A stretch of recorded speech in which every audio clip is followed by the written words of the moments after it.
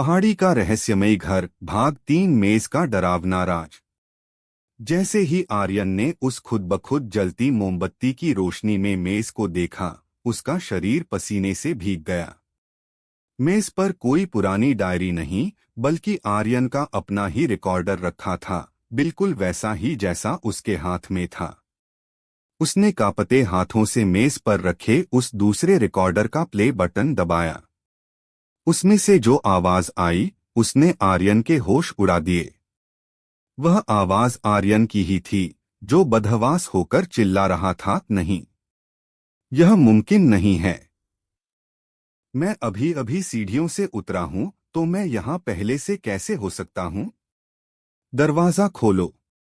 यह घर जिंदा है। आर्यन का सिर चकराने लगा। उसने अपने हाथ में पकड़े रिकॉर्डर को देखा और फिर मेज पर रखे रिकॉर्डर को। दोनों एक ही समय पर एक ही शोर कर रहे थे।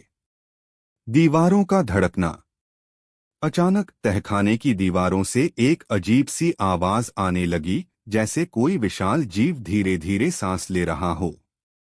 दीवारों पर जमी काली काई अब तेजी से बढ़ने लगी और देखते ही देखते उसने छत को ढक लिया। उस काई के बीच से छोटे छोटे सफेद हाथ बाहर निकलने लगे, जो हवा में कुछ खोजने की कोशिश कर रहे थे। तभी तहखाने के फर्श पर जमी धूल उड़ने लगी और एक चक्रवात सा बन गया। फर्श के नीचे से पुरानी लकड़ियों के टूटने की आवाज आई और एक बड़ा छेद खुल गया।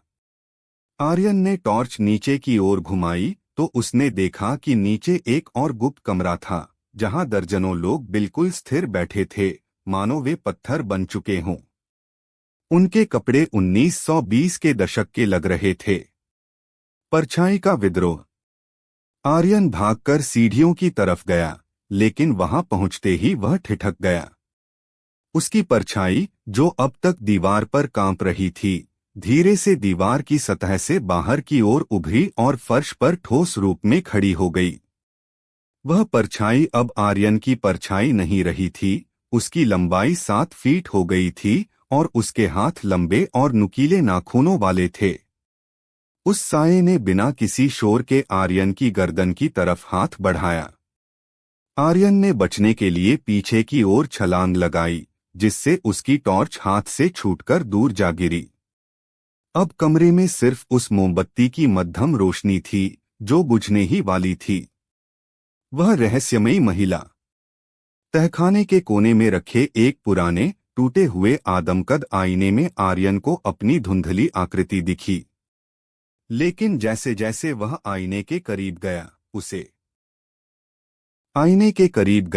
उसे अपना चेहरा नहीं, बल्कि एक बूढ़ी औरत का चेहरा दिखाई दिया। उसकी आंखें काले धागे से सिली हुई थीं और उसके होठों से काला खून बह रहा था। उसने अपनी कांपती हुई उंगली से आर्यन के ठीक पीछे की ओर इशारा किया। आर्यन ने जैसे ही पीछे मुड़ने की कोशिश की, उसे अपने कोट की जेब में भारीपन महसूस हुआ। उसने जेब में हाथ डाला और जो बाहर निकाला उसे देखकर उसकी चीख निकल गई। उसकी जेब में वह जंग लगा पुराना ताला था, जो ऊपर दरवाजे पर लगा था। लेकिन अब वह ताला लोहे का नहीं था, वह मांस के एक लोथड़े की तरह गर्म था और उसमें एक इंसानी दिल की तरह धड़कन महसूस हो रही थी। तभी मोमबत्ती बुझ गई और अंधेरे में किसी ने आर्यन के कान में फुसफुसा।